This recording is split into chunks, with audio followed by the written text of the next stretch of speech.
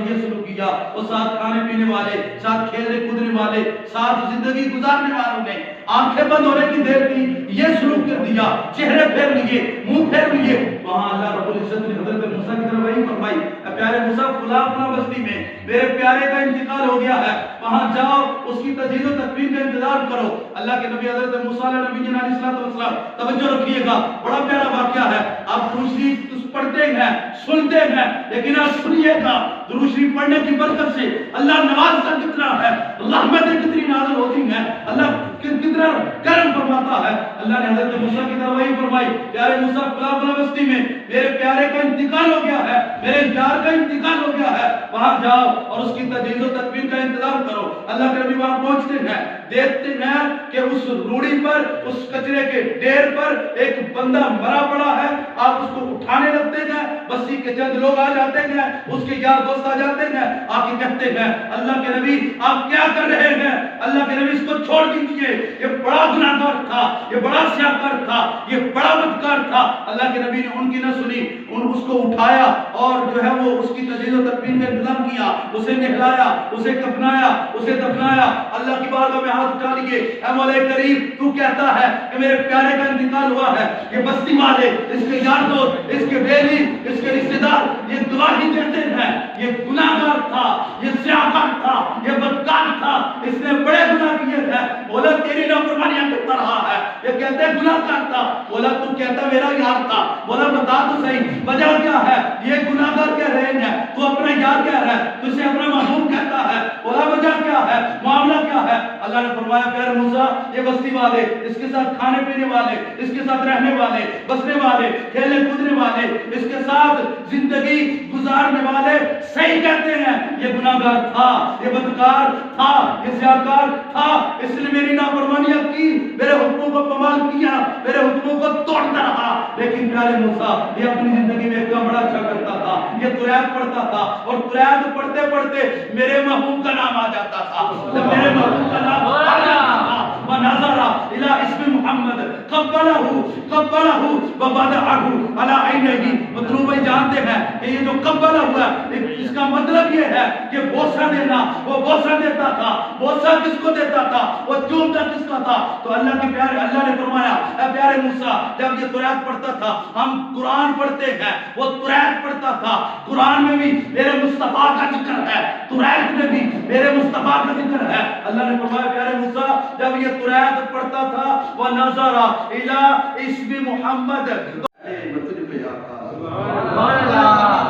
پلٹ کر جب آؤں تو گھر سے پہلے میں تجھ پہ آقا درود بھیجوں.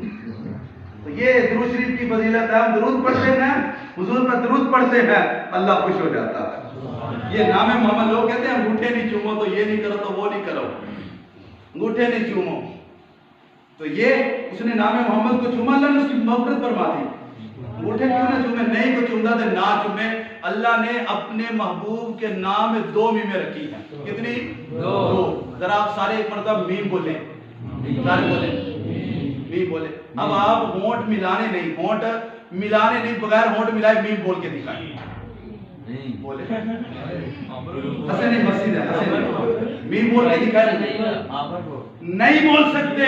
اللہ نے فرمایا کہ تسی چمو یا نہ چمو میرے محبوب کا نام لو گے ادب نہ آپ ہی بول کے چوم جانے. ایک بار کو بھی نہیں، محمد 2 مرتبہ جو ہے وہ آپس میں ہوڑ مل جاتے ہیں. اللہ نے میرے محبوب کے نام کو ایسا بنایا. ہاں تو چومے یا نہ چومے. اچھا اگر ہم کسی کو کہیں نا، کوئی پوچھے انگوٹھے کیوں چومتے ہو، ہم کہتے ہیں محبت میں چومتے ہیں. کس میں؟ محبت میں. کیوں چومتے ہیں؟ میں آپ سے پوچھتا ہوں کہ آپ جب اذان میں اشہدو ان محمد رسول اللہ آتا ہے تو آپ انگوٹھے کیوں چومتے ہیں؟ تو آپ جواب دیں گے کہ محبت میں چومتے ہیں، حضور سے محبت ہے. اب دوسرا اعتراض میں آپ پہ کروں گا، وہ کیا کہ اللہ سے محبت نہیں ہے آپ کو؟ اللہ سے محبت ہے. اللہ قرآن کی ارشاد فرماتا ہے والذین آمنوا اشد حبا للہ. ایمان والے اللہ سے بڑی پکی محبت کرتے ہیں، بڑی محبت کرتے ہیں، بڑی زیادہ محبت کرتے ہیں. اب ایک اعتراض ہوگا، وہ کیا ہوگا؟ وہ یہ ہوگا کہ آپ کو اللہ سے بھی محبت ہے، حضور سے بھی محبت ہے. جب مؤذن اذان میں کہے اللہ اکبر اللہ اکبر پھر تو انگوٹھے نہیں چومتے. محبت تو اللہ سے بھی ہے لیکن اللہ کا نام ہے تو انگوٹھے نہیں چومتے. اور حضور کا نام آیا اشہد ان محمد رسول اللہ، تو انگوٹھے چومتے ہو، تو یہ تو پھر وہ کہے گا کہ دوگلی پالیسی آپ کی، آپ تو 2 نمبر کام کر رہے ہیں۔ اللہ سے بھی محبت، اللہ کا نام پہ انگوٹھے نہیں چومتے اور حضور کے نام پہ انگوٹھے چومتے ہو، وجہ کیا ہے؟ تو پھر اسے ذرا آپ بڑے ادب سے پوچھنا، حضرت صاحب آپ کے کوئی پوتی پوتے کوئی نواسے ہیں، سے پوچھنا کوئی نواسی ہے یا نواسا ہے؟ اگر کہے ہاں ہے تو اسے پوچھنا کہ جب بیٹی کو 10-15 دن کے بعد، تو مہینے کے بعد، 2 مہینے کے بعد، سال کے بعد آپ کے گھر میں آئے رہنے کے لیے، آپ کو ملنے کے لیے آئے، تو آپ منہ بیٹی کا چومتے ہو کہ نواسی کا چومتے ہو؟ بتائے نا، کس کا منہ چومتے ہو؟ نواسے کا۔ خوش کون ہوتا ہے؟ آپ کی بیٹی خوش ہو جاتی ہے۔ اسے جواب دینا اللہ سے بھی محبت ہے اور اللہ کے محبوب سے بھی محبت ہے۔ اللہ کے محبوب کا نام آ جائے ہم انگوٹھے چومتے ہیں اور راضی اللہ ہو جاتا ہے، اللہ ہو جاتا ہے۔ میرا موضوع یہ نہیں تھا لیکن بات اس طرف نکلی ہے تو میں اپنا عقیدہ بیان کرتے ہوئے جا رہا ہوں۔ میرا موضوع کچھ اور ہے، وہ بھی انشاءاللہ مختصر میں بیان کرتا ہوں۔ یہ نام محمد کی برکتیں ہیں، نام محمد کی بڑی برکتیں ہیں۔ نبی پاک صلی اللہ علیہ وسلم نے ارشاد فرمایا من ولد له مولود فسماه محمد تبرکا به۔ لوگ کہتے ہیں کہ آج کل یہ برکتیں کہاں سے آ گئی، اللہ والوں کے نام میں برکت کہاں ہوتی ہے؟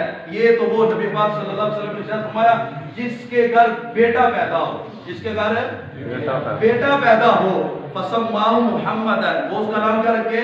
محمد رکھے۔ کس وجہ سے؟ تبرکا به۔ بولیے گا ذرا سبحان اللہ، سبحان اللہ۔ اس وجہ سے تبرکا بھی۔ اب محفل کے بعد ہم تبرک کھاتے کہ نہیں کھاتے؟ کھاتے ہیں نا۔ یہ کہاں سے آ گیا؟ نبی پاک صلی اللہ علیہ وسلم نے فرمایا کہ میرے نام محمد سے برکت لینے کی وجہ سے جو اپنے بیٹے کا نام محمد رکھے، اللہ باپ کو بھی اور بیٹے کو بھی جنت عطا فرما دے گا۔ اللہ باپ کو بھی اور بیٹے کو بھی جنت عطا فرما دے گا۔ کس کی برکت ہے یہ؟ نام محمد کی برکت ہے۔ کس کی برکت ہے یہ؟ نام محمد کی۔ اور یارو جب نام رکھ کے اللہ جنت دے رہا ہے تو جب حضور کی سنتیں بنا کے پھر اللہ کتنا نوازے گا، اللہ کتنا مقام عطا فرمائے گا۔ بات سمجھ آ رہی نہیں آ رہی؟ اپنے موضوع کی طرف آتا مختصر گفتگو کر کے ختم کرتے ہیں۔ اللہ رب العزت نے قرآن مجید فرقان حمید کے اندر ارشاد فرمایا انا اعطیناک الکوثر۔ سب کو آتی ہے یہ آیت؟ انا اعطیناک الکوثر۔ اللہ نے فرمایا کہ محبوب ہم نے آپ کو کثرت عطا فرمائی ہے۔ کیا؟ کثرت۔ ایک ہوتا ہے صغیر، ایک ہوتا ہے اصغر، 2 نام ہے نا۔ ایک ہوتا ہے کبیر، ایک ہوتا ہے اکبر، ٹھیک ہے۔ ایک ہوتا ہے کثیر، ایک ہوتا ہے اکثر۔ بات سنیں توجہ سے، کیا 2 نام دیکھیے گا، ایک ہوتا ہے صغیر، ایک ہوتا ہے اصغر، ایک ہوتا ہے کبیر، ایک ہوتا ہے اکبر، ایک ہوتا ہے کثیر، ایک ہوتا ہے اکثر۔ صغیر کا مطلب ہے چھوٹا، اصغر کا مطلب ہے زیادہ چھوٹا، بہت چھوٹا، کبیر کا مطلب ہے بڑا، اکبر کا مطلب ہے بہت بڑا، ٹھیک ہے، سب سے بڑا، بہت بڑا۔ کثیر کا مطلب ہے زیادہ، اکثر کا مطلب ہے بہت زیادہ، اور کوثر اس سے بھی اوپر ہے، کوثر اس سے بھی اوپر ہے، کثیر پھر اکثر اور پھر کوثر۔ کوثر مبالغہ کا صیغہ ہے۔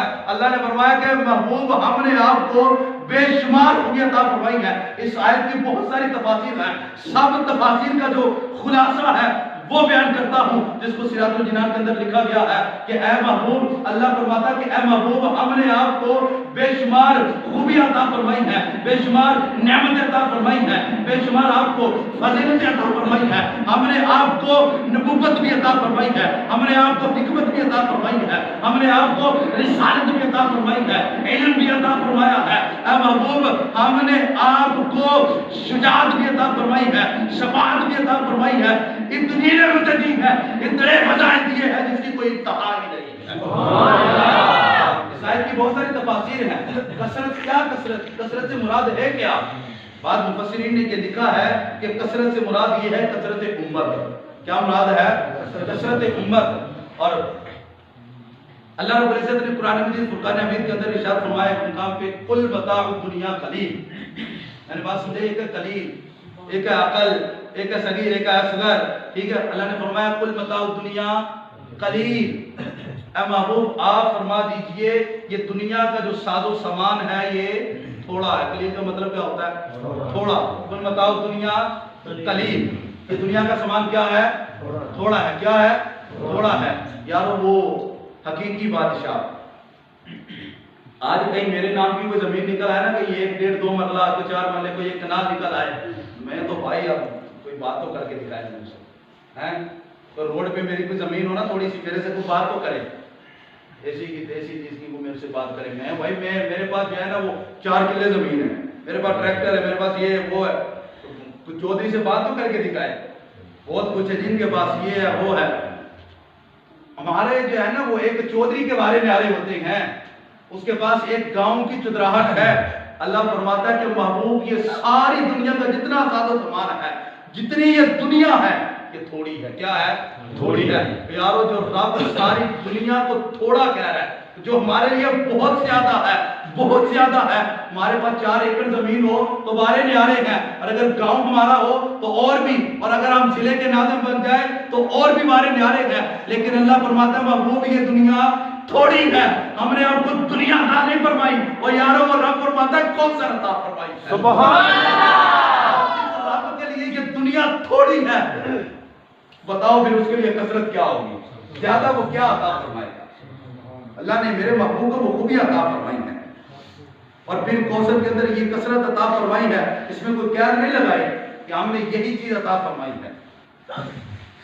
اور کیسی اللہ نے کثرت عطا فرمائی ہے, اور اللہ نے سب کچھ میرے حضور کو عطا فرما دیا ہے. نبی پاک صلی اللہ علیہ وسلم نے حضرت سیدنا ربیعہ بن کعب رضی اللہ تعالیٰ عنہ, بڑی پیاری حدیث پاک ہے, حضرت سیدنا ربیعہ بن کعب اسلمی رضی اللہ تعالیٰ عنہ فرماتے ہیں کہ میں رات نبی پاک صلی اللہ علیہ وسلم کی خدمت میں گزارتا تھا. نبی پاک صلی اللہ علیہ وسلم کی خدمت میں گزارتا تھا. فرماتے کہ ایک رات میں نبی پاک صلی اللہ علیہ وسلم کے لیے وضو کا پانی لے کر حاضر ہوا, دریا رحمت جوش میں آیا. فرمایا کہ ربیعہ صالح جو مانگنا ہے مانگو, جو مانگنا ہے مانگو, جو مانگنا ہے مانگو. میرے حضور نے یہ نہ فرمایا کہ دنیا مانگنی ہے تو مانگ لو, یہ نہ فرمایا کہ آخرت کی کوئی چیز مانگنی ہے تو مانگ لو, یہ نہ فرمایا کہ علم مانگنا ہے تو مانگو, یہ نہ فرمایا کہ عمل مانگنا ہے تو مانگو, یہ نہ فرمایا کہ کوئی چیز مانگنی ہے تو مانگو. نبی پاک صلی اللہ علیہ وسلم نے ارشاد فرمایا اے ربیعہ جو تیرا دل چاہے, جو مانگنا ہے مانگ لے. سبحان اللہ. سبحان اللہ. اللہ نے سب کچھ عطا فرما دیا ہے, کوثر عطا فرما دی ہے. فرمایا کہ اے ربیعہ جو تیرا دل چاہے مانگ, سل جو تیرا دل. اب جو ہے نا وہ ذرا عقیدہ دیکھیں, میرے صحابہ کا عقیدہ دیکھیے گا, صحابہ رسول کا عقیدہ دیکھیے گا کیسا عقیدہ تھا. انہوں نے یہ تو نہیں کہا نا کہ یہ کیا دے سکتے ہیں, ہاں انہوں نے یہ تو نہیں کہا کہ یہ کیا دے سکتے ہیں. عقیدہ کیسا تھا پتہ کیا کرتے ہیں, کہتے ہیں کہ اسألک مرافقتک فی الجنہ. سبحان اللہ, بڑی پیاری حدیث پاک ہے. کہتے ہیں کہ اسألک مرافقتک فی الجنہ. نبی پاک صلی اللہ علیہ وسلم نے فرمایا کہ اے ربیعہ جو تیرا دل چاہے وہ مانگ. اب انہوں نے کیا مانگا, انہوں نے کہا کہ یا رسول اللہ جس طرح دنیا میں اپنی خدمت کا اچھا کہ چلو اور کچھ نہیں مانگنا, تو اب تم جو ہے وہ کثرت سجود سے میری مدد کرو, کثرت سجود سے میری مدد کرو. یہ جو تم نے مانگا ہے اس پر کثرت سجود سے میری مدد کرو. نبی پاک صلی اللہ علیہ وسلم نے یہ نہ فرمایا کہ میں جنت نہیں دے سکتا, میں جنت نہیں دے سکتا. اللہ نے سب کچھ عطا فرمایا ہے, اسی لیے تو فرمایا کہ ربیعہ جو مانگنا ہے وہ مانگو, جو مانگنا ہے مانگو. میرے حضور صلی اللہ علیہ وسلم کیا کچھ عطا نہیں فرما سکتے. حضرت قتادہ رضی اللہ تعالی عنہ کی ایک جنگ میں آپ کی آنکھ میں تیر لگتا ہے تو آنکھ باہر نکل آتی ہے. حضرت قتادہ رضی اللہ تعالی عنہ اپنی نکلی ہوئی آنکھ لے کر نبی پاک صلی اللہ علیہ وسلم کی بارگاہ میں حاضر ہو جاتے ہیں. حاضر ہو کر عرض کرتے ہیں کہ یا رسول اللہ جنگ لڑتے لڑتے میری آنکھ میں تیر لگ گیا ہے, کرم فرما دیجئے میری آنکھ درست ہو جائے. 2 روایتیں ہیں, ایک روایت سنیے گا. حضرت قتادہ کہتے ہیں کہ یا رسول اللہ میری آنکھ نکل گئی ہے, میری آنکھ پہ تیر لگ گیا ہے, آنکھ باہر آ گئی ہے, یا رسول اللہ کرم فرما دیجئے میری آنکھ کو درست فرما دیجئے. نبی پاک صلی اللہ علیہ وسلم نے حضرت قتادہ کی آنکھ لی اور جہاں آنکھ کی جگہ تھی جو ہلکا تھا وہاں پہ آنکھ کو رکھا اپنا دست شفقت پھیرا, اللہ نے وہاں درست فرمایا, اللہ نے آنکھ درست فرما دی. ایک روایت میں آتا ہے کہ نبی پاک صلی اللہ علیہ وسلم نے ارشاد فرمایا کہ اے قتادہ تم چاہو تو میں آنکھ درست کر دوں اور چاہو تو تم صبر کرو, یہ تمہارے لیے بہتر ہے. حضرت قتادہ کہتے ہیں کہ یا رسول اللہ جنت میں, اس طرح نبی پاک صلی اللہ علیہ وسلم نے فرمایا کہ جنت میں تمہارے لیے بہتری ہے. تو حضرت قتادہ رضی اللہ تعالیٰ عنہ آپ کہتے ہیں کہ یا رسول اللہ صلی اللہ علیہ وسلم جنت کی نعمتیں بہت اچھی ہیں لیکن مجھے کانا ہونا پسند نہیں، میں اس سے بڑی جو ہے نا کھاتا ہوں، میں نہیں چاہتا کہ میں کانا ہو کے بھی جو ہے وہ دور پھروں۔ یا رسول اللہ آپ میری آنکھ بھی درست فرما دیجئے اور مجھے جنت کی دعا بھی دے دیجئے، مجھے جنت کی عقیدہ دیکھیے گا کہ جنت تو آپ نے دینی ہے، سبحان اللہ، جنت تو آپ کے صدقے میں نہیں جانی ہے، ابھی آنکھ عطا فرما دے، جنت تو آپ کے صدقے میں ملی جانی ہے، یا رسول اللہ ابھی آنکھ عطا فرما دے۔ کیسا عقیدہ ہے؟ تکبیر، اللہ اکبر، نعرہ رسالت، یا سرکار کی آمد، انٹھار کی آمد، مکی کی آمد۔ حضرت ابو ہریرہ رضی اللہ تعالیٰ عنہ ایسے صحابی ہیں کہ ان سے سب سے زیادہ حدیثیں ان سے مروی ہیں۔ جیسے ہم کہتے ہیں نا، علماء بیان کرتے کہتے ہیں حضرت عبداللہ سے روایت ہے، حضرت عائشہ صدیقہ رضی اللہ تعالیٰ عنہ سے روایت ہے، عبداللہ بن عباس سے روایت ہے، حضرت فاطمہ سے روایت، اس طرح حدیثیں بیان کرتے ہیں۔ تو جو سب سے زیادہ حدیثیں جنہوں نے بیان کی ہیں وہ حضرت ابو ہریرہ ہیں۔ کون ہے؟ ابو ہریرہ رضی اللہ تعالیٰ عنہ۔ اب وہ ایک مرتبہ ایک جو ہے وہ آپ کو بھوک لگی تو آپ جو ہے وہ باہر نکل کے رستے میں بیٹھ جاتے ہیں۔ جب رستے میں بیٹھ گئے اب سوچتے ہیں جیسے ہمیں بھی بھوک لگے تو کہیں ادھر ادھر دیکھتے ہیں کہ یار کوئی شخص مل جائے نا، کہیں سے روٹی کھلا دے تو آج مزہ آ جائے، ٹھیک ہے۔ حضرت ابو ہریرہ رضی اللہ تعالیٰ رستے میں باہر نکل کے بیٹھ جاتے ہیں تو سیدنا صدیق اکبر رضی اللہ تعالیٰ نکل کے آ جاتے ہیں۔ آپ جو ہے وہ بہانے سے نا ایک قرآن کی آیت پوچھتے ہیں، سیدنا صدیق اکبر رضی اللہ تعالیٰ دیکھتے بھی نہیں، چلتے چلتے وہ مسئلہ بتاتے ہیں، گزر جاتے ہیں۔ ابو ہریرہ رضی اللہ تعالیٰ نے پھر پریشان کہ اب کیا کروں، کھانے کو ہے کچھ نہیں، ابو بکر صدیق نے میری طرف دیکھا نہیں، اب کروں تو کروں کیا۔ تھوڑی دیر کے بعد حضرت سیدنا عمر فاروق رضی اللہ تعالیٰ عنہ آئے، بہانے سے نا پھر کوئی مسئلہ پوچھا کہ میری طرف دیکھیں گے، وہ بات چیت کریں گے، ہو سکتا ہے سمجھ جائیں کہ میں بھوکا ہوں تو گھر لے جائیں، کوئی کھانا وانا کھلا دیں۔ تو سیدنا عمر فاروق سے جب کوئی مسئلہ پوچھا نا تو انہوں نے بھی چلتے چلتے مسئلہ بتا دیا، وہ بات چیت نہ کی۔ اب وہ رضی اللہ تعالیٰ بڑے پریشان ہوئے، اب کیا کروں، بڑی بھوک لگی ہے مجھے، میرے حضور صلی اللہ علیہ وسلم تشریف لے آتے ہیں، سبحان اللہ، میرے حضور تشریف لے آتے ہیں۔ میرے حضور آئے اور جب غلام کا چہرہ دیکھا نا کہ بھوکا ہے، سمجھ گئے۔ ابو ہریرہ نے کہا بھی نہیں کہ میں بھوکا ہوں، نبی پاک صلی اللہ علیہ وسلم خود ہی سمجھ گئے۔ ابو ہریرہ کو ساتھ لیا اور گھر کی طرف چلے گئے۔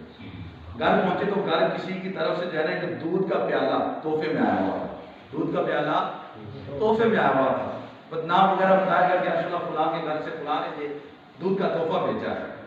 جب دودھ دیکھا تو نبی پاک صلی اللہ علیہ وسلم نے ابو ہریرہ کو کہا کہ جاؤ اصحاب صفہ کو بلا لاؤ، جاؤ اصحاب صفہ کو بلا لاؤ۔ ابو ہریرہ رضی اللہ تعالیٰ عنہ اور پریشان ہو گئے کہ یار اگر دودھ کی بھی نظر پڑی ہی تھی، ہمارے پاس ایک روٹی ہو اور شدت کی بھوک لگی ہو